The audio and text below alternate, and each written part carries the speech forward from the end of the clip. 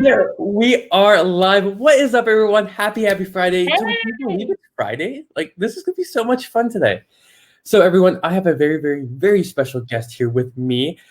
I'm going to let her introduce herself because I believe that the best way to introduce yourself to the world is just to get started. So, Toby, who are you? Hi, everyone. I'm Toby Goldstein. That's who I am. Simple as that. Ended there. Just like that. That's it. That's it. Live Toby over. Goldstein. Question is what do? Is I do bite-sized workshops based on soft skills. Do you know what soft skills are? You know, the fun part is I actually do you know what soft skills are because you just told me a couple minutes ago. But tell me, what is a soft skill and actually how the term soft skill got developed? Because when you told me that, I'm like, you need to stop it right there. This needs to be broadcasted. So, what's a soft skill and where did it come from? So soft skills are basically, we call them attributes, characteristics, traits. I'll try to break it down in simple terms, but they're your relationships between yourself. So to say IQ is going to fall under a soft skill, and your relationship with other people. So to say any interpersonal skill or any relationship that you're going to have with someone is going to fall under a soft skill. Reason why it's called soft is because it's not soft. It's here to fool you. It's like, what soft skills? So soft skills really are coming from the Army. The Army, going back when they did research, they wanted to see why some teams, so to say, were doing better than other teams. And they were just measuring them based on their machinery usage. Machines are hard, really hard, but like technical adjective type of hard over there. And they were saying that people that were really skilled in the machinery were not necessarily the ones doing well elsewhere. And the question really was why? So they said hard skills, those doing well machinery, what's the opposite of hard? Simple, they went back to preschool, soft. So they're calling it soft. But that's where the term is coming from. I know it's an unfair term. Blame the Army. Blame the Army, but we can thank the Army for the internet. So we should stop there. Well, listen, like there's plenty of terms out there like Iceland and Greenland. Like, come on, we're human. We're not. Listen, I think soft skills are one of the best things going forward as a lot of technologies replacing certain avenues of our jobs. Communication is getting more and more important. But Toby, I have a question for you. Many of us fall into kind of what we do today. So tell me, how did you fall into this world of soft skills? Or did you just wake up one day and said, you know what? I think there's a difference between soft and hard skills. Or what was it? How did you get into this? Because I think so many of us have heard soft and hard skills before, but if you're like me, like until we started chatting, I didn't really know too much about it because I was like, oh yeah, soft skills talking, I guess, right? Right. So it's interesting really how I came to it. It was obviously the lack of soft skills that hit me in the face. I'm like, what is going on? What is wrong with that person? And then it was like, okay, so that person just doesn't have that skill. Could they learn that skill? Just to give a little bit of background, is I was working in an early childhood school, and I was giving a workshop to a group of teachers over there, and I was just teaching them the importance of sharing emotional regulation with children. And one of the teachers just like popped up, and she just said it in front of the whole crowd over there, and she's like, Toby, I don't get it. Emotional regulation, when I get upset, everybody knows I'm upset. They're going to walk around eggshells. I was like, what? You're an adult trying to teach children and they're walking around eggshells around you when you're upset? I was like, okay. Everybody, 5 minutes. I just need that breather. And you know what? It was quiet because it really hit a lot of us over there. And it was just the understanding that not everybody has those skills. Not everybody was taught those skills. Some of us are born with it. Some of us are not born with it. And really giving everybody the knowledge of what does it mean to, so to say, manage emotions. Some of us are great, so to say, managing our time. Some of us not. Some of us are great at motivating others. Some of us are not. And these are soft skills. My daughter's in the background. By the way, for context, this is how we do the Nico Live experience. If it was scripted, it would not be my show because the cats are probably going to come bug us in a couple of seconds. This is the first time on the Nico Live experience that we have a guest child. This is amazing. Continue. She's going to pop in soon. Pop in soon. So that was like my introduction to soft skills. I'm not going to say that I jumped into soft skills at that point. It was the awareness. It was additionally the awareness of hearing from one another, why soft skills are important.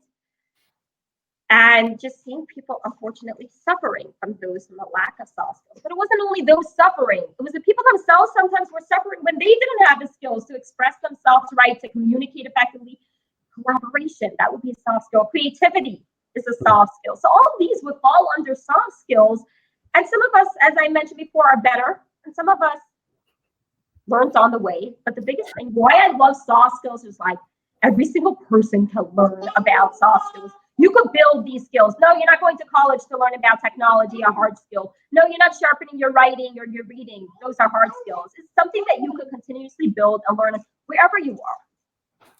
Oh, I love that. So I'm curious because I always like to ask the people I interview, what's a quick takeaway or like insight that you can give us about soft skills? Because again, for me, like I've gotten so many little nuggets, but what's something like really, what's your favorite little like fact or tidbit that you can give about soft skills? Simple. Starts with A, beginning of ABC. It's awareness. As soon as you got the awareness, then you know how to continue forward. You know that you are, so to say, struggling with time. You know how to move forward. You know you're not getting along with a client, a colleague. Next step is generally a soft skill in there. So it's number one is awareness. Once you got the awareness, is like, okay, what can I do about it? Oh, I love that. Just understanding. Oh, I love it. Like I thought you were going to take this in a whole different direction. So I was like, I'm ready for a follow-up question. But no, I love it. Sorry, cut you off. No. This is what I like to do. I hate that our brains sometimes script out things like, oh, we're going to go from here to here. I love it. You took it the whole different way. So I love that back up a little bit more because today you're you really like work in these workshops. But how did you kind of hinted that you were in the I forgot what you said earlier. You worked with children, correct? Children, it was early childhood. So really, how has that played into where you are today? Because I'm so curious about really specifics. Because if you think about it, we're all learning and building and stuff, over time. So what's a skill that you've transferred over? Because here's the thing, I think. So what was fascinating with the early childhood skills? Anybody want one? It's going to this one over here. Oh, I love it. I would love one, but I generally do not give it, but it's just there you go. It's our coffee for today. I need it. Listen, I love it. So what was very interesting, what I had noticed, there was two steps that I was doing is when you're working with early childhood, and therefore I love going down to early childhood sites, is children are much more open and willing to learn. It's much easier to teach a young child a soft skill versus a teenager. And we're teaching that to them. And these are the life lessons that we're giving them to power them onwards. Is early childhood, they're not sitting in class. They are learning math, but they don't have that math subject. They're learning science. They don't have that science subject in there. We're giving them the skills to negotiate. You want a toy, I want a toy, now what? Right? And these are skills that you're going to use forward. And this is how I was empowering teachers to give the skills to the students.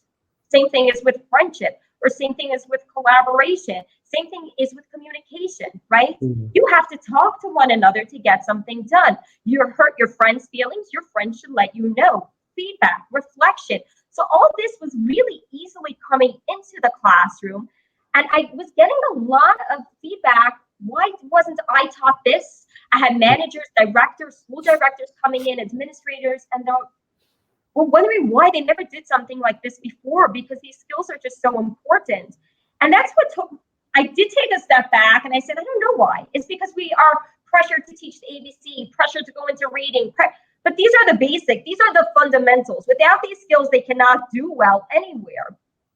And as an aside, as I was working on a different program, I was having juniors and seniors going out to internship sites. So these are older students. And before they were going out, what I did with them was I prepped them. So to say, what does it mean to come on time? What does it mean to talk to an employer?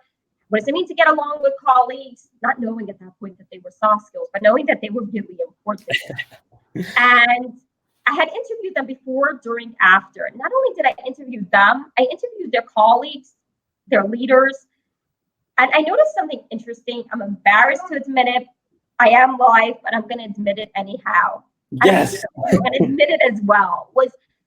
There was an assumption that those students that were academically strong or came in with additional benefits are the ones going to succeed in the workforce.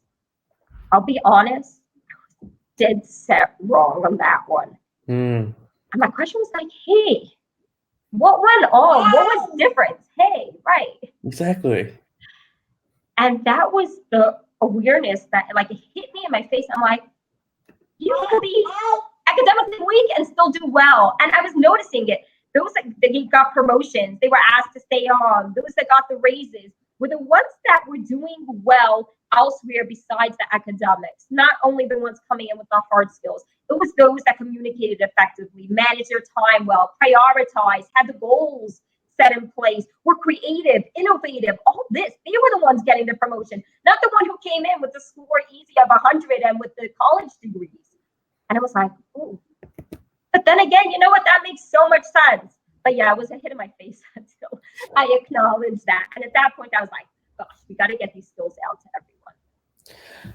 What's the one, because you mentioned a couple of things, and I know the important, listen, my dad taught me, if you're on time, you're late, right? It's always show up early, all these, tried and true things, right? So what's the one thing working with these students that you saw was the most obvious thing to you, but they were like, wow, like that makes a difference? Or, because I'm always curious how that translates into post school, because I read this book, and I don't know if you've read it, maybe this might be more in your wheelhouse, Everything I Know I Learned in Kindergarten. Right? I read that not too long ago. And I was like, now I started looking at things, I'm like, ooh, is she mad because of what I did? Or is she mad because the thing I did triggered her in some way? So I'm curious, actually ignore everything I just said. What's a resource? Because I even got myself going, like, now I need more resources. What's a resource that we can have today that would really help us kind of learn what you just talked about? So as I mentioned to you before, that I feel awareness is number one. Yeah. And it's upon also building upon your strengths, which is something that's very important for everybody to know, is what are your strengths? What are you coming in with? So to say, some of us manage our time well as is. And then what can you work on to get to that one step up over there? And I always say is you always got to be learning. Learn from one another. You see somebody out there collaborating well or communicated effectively, or just that feedback was awesome. It's just ask them. Just be open to ask people. Just, hey, how'd you do this? How'd you work this? How did I figure things out if I didn't reach out for help? Is you're doing well with something like this. What is it? And a lot of the times is those people that are successful are going to share with you that definitely it's work. But most of it would be boiling down to these soft skills and would be boiling down to different particular areas that are helping them succeed. Fascinating. I'm going to actually change the conversation to, let's look into the future now, because we're talking about the past, some resources and whatnot. What are you seeing that, because there's a lot of people here on LinkedIn are working professionals, are entering the workforce for the first time, have been in the workforce for a while. What skill or attribute are you seeing would be most relevant for 2020 and on? Because again, I'm aware that for me, it's lately it's been my organization style, right? The way I conduct meetings and whatnot. Like I need to get better at that. But I don't know if you're seeing anything, because you're the expert in this. Like what's the one thing that's important for going on? Right. So you definitely would hear creativity coming in a lot, but I would just say your style of communication is really what's effective. If you're going to communicate well, you'll be able to get things done. A lot of things are going to fall under communication. EQ, definitely, you need a sense of EQ before you communicate effectively. But communication is the ones that are building the relationships. And the relationships are the foundation for a lot of things. Is you want to build the client relationships, you want to build the customer relationships, is you need to communicate effectively. And that's something that I definitely find very powerful. You want the job, how are you communicating it? Right? It's all going to boil down to a lot would be communication. You want to collaborate? What's your communication style? You're right, it's not going to be everything, but it definitely is going to be a lot.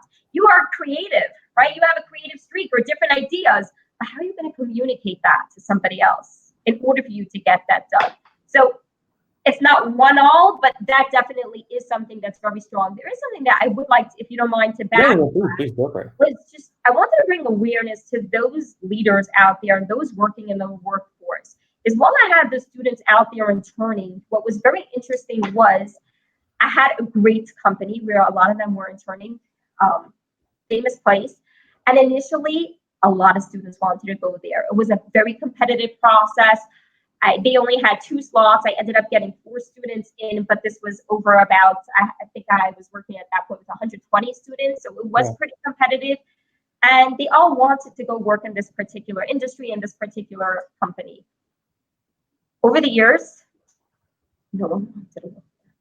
Really? Nope. Because students turn to somebody else. Hey, how was it? Tell me about your internship. And that company was just very tough on their interns. They weren't accepting, which was very difficult. And the students did not enjoy it. They really did not feel that they gained a lot. And that was like, oh my goodness. And this particular company, I'll be honest, was losing out on those best students. They were losing out on those most competitive ones because they weren't looking to apply over there. They're like, I'm not touching that company. I'm willing to work hard. I'm willing to give my all. But I need a company that would just, compliment and accept me for who I am and work with me.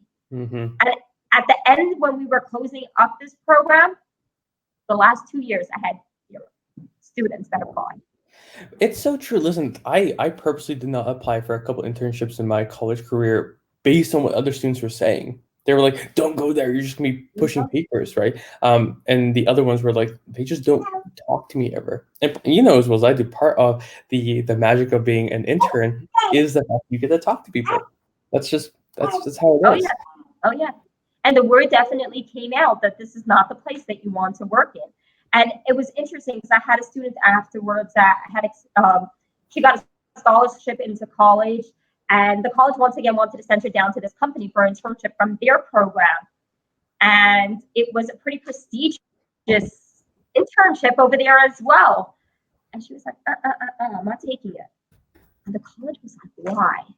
Like, what is going on? She's like, listen, I just have my personal reason. She did not want to share, but she did share is for her what was important was the culture and the atmosphere. And she's not willing to go there. And the college is like, but you're one of our best students and you're going to make us so proud, just to show them. And she's like, I'm sorry. I understand. I'd love to get back to you, but I'm not willing to work in such a particular environment. Such environments really destroy a person. Oh, absolutely. They just take everything out.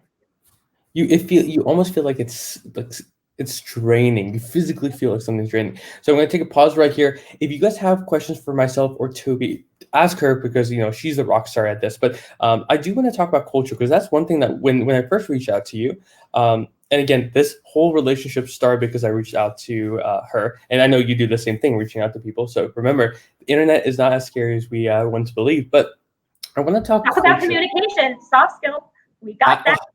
Preach it. You are speaking my language. I don't know if it's the coffee, the baby, or just us talking, but I'm feeling it today. So tell me, we brought, even in the last example, some people make decisions based on a company culture, right? So why is culture so important? Like, why should we care? Is because culture increases activity, which increases motivation, increases creativity, which leads to productivity, which leads to more clients and customers and a better atmosphere all around, which ends up, sometimes boiling down to why we're in business. You're helping others and you're just making more money. Simple. So I didn't think you were answered the question so well. So I'm gonna throw a curveball in there. So okay, I want to increase I want to make my culture better, my company. I just have to put on a foosball table, right? That's all, and a couple TVs. That'll help my culture, right? So what's very important is going back to culture is you're working with individuals, not working with the whole team. Is each and every single person needs a different piece of motivation. That is just so important. For one of them, that's going to be a great motivating factor. I want to work there. For some others, that's just going to be absolutely not. This is not something that's going to motivate me. So you really got to know your team. You really got to know the ins and outs. And I mentioned to you before is you should know a little bit about their home life and their situation. No, you don't need to know everything. You don't need to get personal, but you need to get that understanding is when they're coming in late is maybe it was a kid or a cat that had to be taken to a vet or to the doctor, or just to have that basic understanding and appreciating for who they are or what they're contributing. Everybody's coming in with separate strengths. Build upon their strengths. Don't build hard on their weakness. Build upon their strengths. That's how you get the best employees. Build upon what they're currently strong at. Is you're going to be honing that. I want to talk about that because I know I've had managers in my past that know a lot about my personal life, and then a little, and I've had successful managers in both. So where is that fine line? Like what should they manage? And again, it's a kind of an odd question because we're talking about individuals here, but what are the, I'm trying to like figure this out, but like where is that line? Because I know like I'm going to start managing people in 2020 especially, and this is something I'm curious about, like where is that fine line? So I don't know if you have like a good answer to that, but that's something I'm absolutely curious about because I've seen it done both ways. So that is a great question.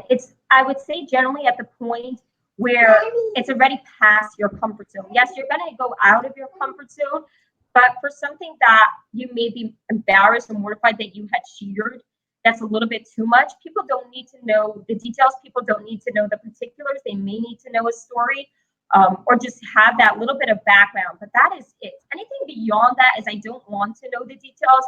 Anything that you would be sharing with a friend, not necessarily should be shared with a colleague. Should not everything should be shared with friends either. But that's a separate thing. Because unfortunately, we're living in the internet. It's like post.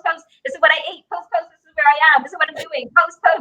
So that is a whole separate discussion. But generally, it's when it's something that you would not shout from the rooftops, or somebody finds out you would be embarrassed, then that's not something that should be shared. But if it's something that somebody found out, it's not something that you're willing to share, at that point, that line is okay. And I would say sharing definitely builds relationships and builds trust. And when you got that trust, is the relationship could just go further and further, and then you just get so much more going for you. And just an aside I was working with a teacher, and I was just having a hard time really building that relationship in there. It was just tough. Our personalities were two different personalities. And also she was very hesitant, very cautious, very scared to take the next step. And I had spoken to her, and we had set up a coaching call at night. And I told her, listen, I'm only going to be available from this time to this time for the very reason that I'm actually going to be volunteering in the organization that night. And she turned to me and she's like, Toby, what do you have with that organization? And I told her is because I experienced exactly what that organization is working on. And I saw her mouth drop, and she looked at me. She apologized. And she said, oh, I didn't know. I told her, I said, no need for apology over there. And this is nothing. But I said, no need for the apology. But this is who I am. And this is, who made me who I am. And this is, so to say, you take these steps and you step on them just to continue forward. And this is what gives you the resilience. And at that point, I could see that cracked the ice a little bit. She saw me beyond the persona, Toby Goldstein, coming in to help me work on A, B, C, and D. And she saw me at that point as Toby Goldstein, who has a person, who has a life, who happens to know how to help me. And has an awesome kid. Don't forget, we gotta say that too, right? Yes. Oh, no, I love that. You see? Oh, I knew it. This is awesome. I would love to kind of change the conversation a little bit now to what you're most excited about. Because I think like the best part about being human, that things are always changing and morphing. And oh my goodness. Oh my goodness. I am so happy. I love kids. Like, so, yes. If you want to talk about, listen, like we could take this in many different ways. What are you most excited about? We could talk about the baby too, because I'm cool with that. Yeah, so there really is a lot. I'm just gonna be this over here. You talk a second. Sorry. Oh, no, you're fine. Well, I mean, like, and guys, this is. I'll just harp on this fact for a second. The only real reason that me and Toby are growing this relationship is the fact that we weren't afraid to take this offline. So I'm going to be pushing this for the next month heavily. Is please reach out to someone. Like I've been loving her content, her work, and that's really why I wanted to have this conversation live. No, I mean you do a great job. It's a lot of effort, but what I want people to know is these are real people behind the screen. So don't be afraid to just say hi. Like don't overcomplicate it. We're humans. Most of us are really, really good. Just don't be afraid to say hi. So I'll turn it back to you. That's interesting because that just boils straight back down to the soft skills and to relationships and to communication. There's a way to say hi. Let's talk about that because I bet you've received those messages too, where it's like, "Hey Toby, you should buy my product. It's really great. You should buy it today." And you're like, That's it.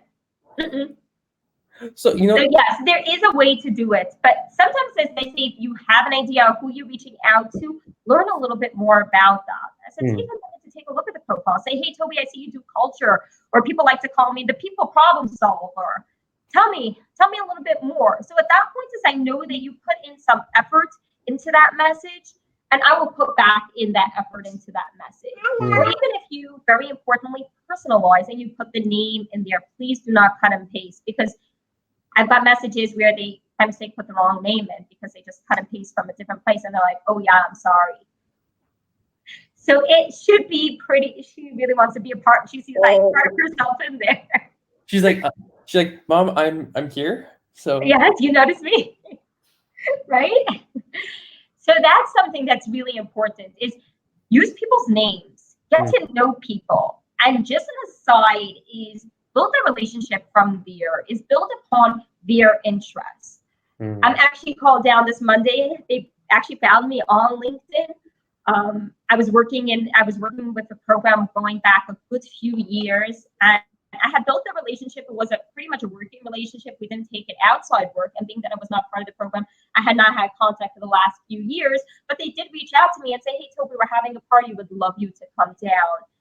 And the people around me were like, oh, wow, how come you got the message and I didn't? And I said, it's because I focused on the relationship. I wanted to know the person that I was working with behind the fact that I'm working with that person. And I cared.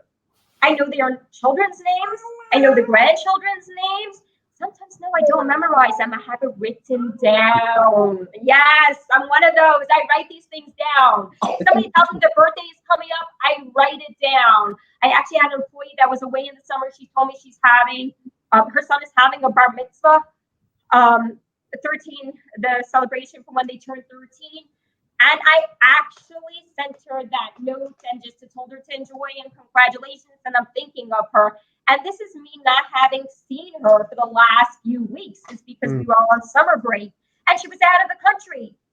And she turned to me, she's like, how do you remember even the date? I didn't tell her I wrote it down, but I wrote it down. And this is something that really makes the difference, is get to know the person behind the person.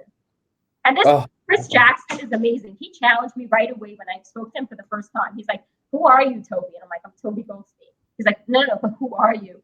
I'm like, I do bite-sized workshops. He's like, no, that's not who you are. Who are you? So yes, that is something that's very important. Oh, I love so there's I'm gonna actually give you two options, right? Because I want to ask you two things, but I want to be very conscious on time since we only got a couple more minutes.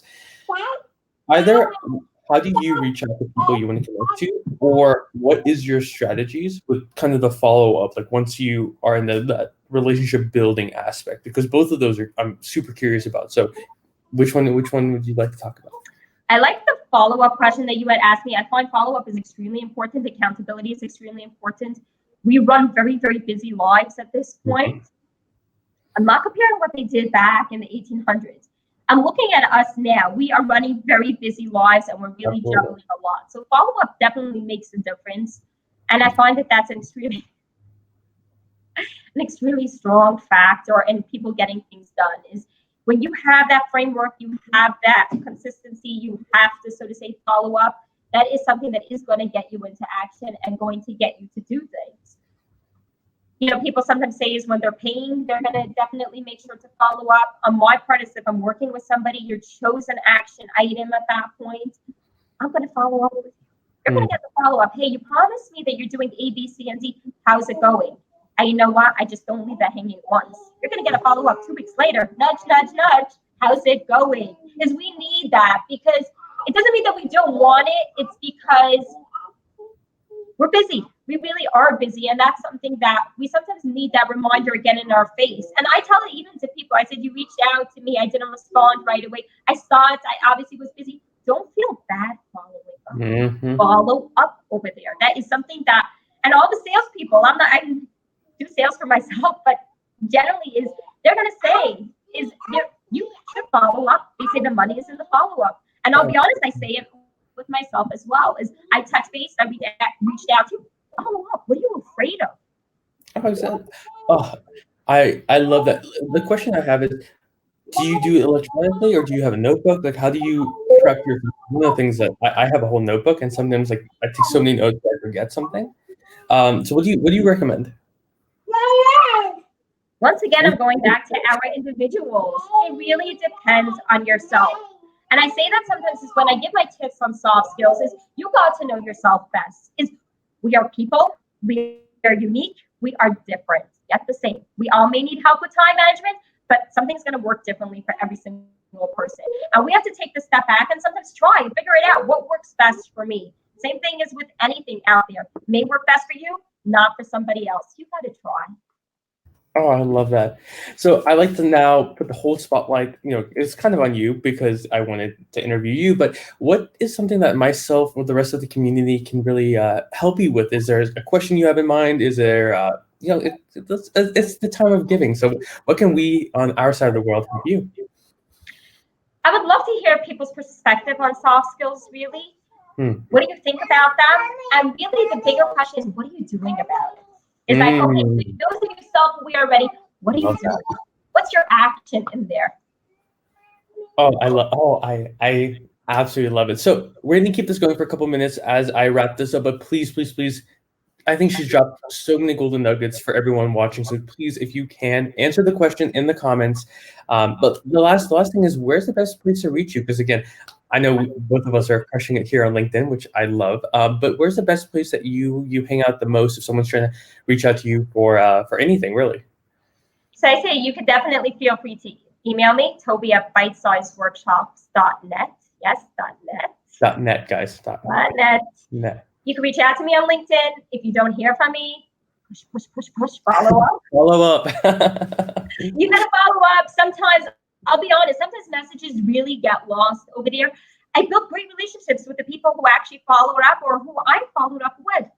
It doesn't say anything. It doesn't mean anything if no one, you reached out, right? You communicated effectively and they didn't respond. Is sometimes follow up. And I got messages, hey, Toby, why am I seeing this message for the first time? When I followed up the second time, my apologies. So no need to apologize. I know LinkedIn sometimes is a big black hole over there. So definitely follow up over there.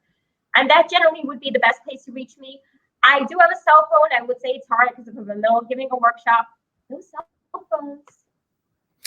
Listen, we'll keep it on LinkedIn. Make sure you got the .net, not .com. But honestly, thank you. We had a little bit of a schedule mix up, and plus, like my schedule is a little bit whack sometimes. So I just want to say thank you so much for dropping all this information and just chatting. I'm going to keep going back to. I just love the fact that we're talking about soft skills, right?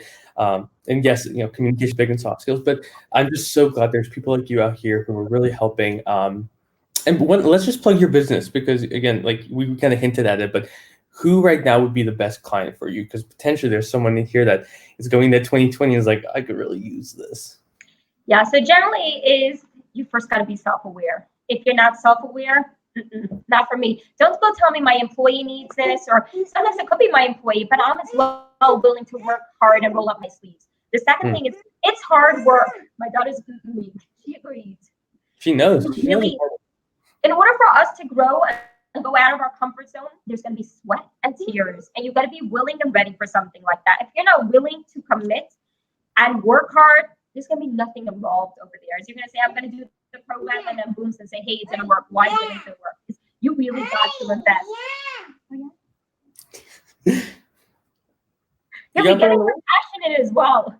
Oh, I love it. Part of it being a great speaker and being a great communicator is taking in things that you might not have anticipated and bringing it into the conversation. So I love it. Thank you so much. I'm going to end the live stream here. Again, make sure you connect with Toby. She is a rock star, and she's really changing the world out here. 2020 is going to be her here. So make sure to follow her, connect with her, and answer those questions. I see we have a couple going in. So super excited. I'm going to end it there. But thank you, everyone.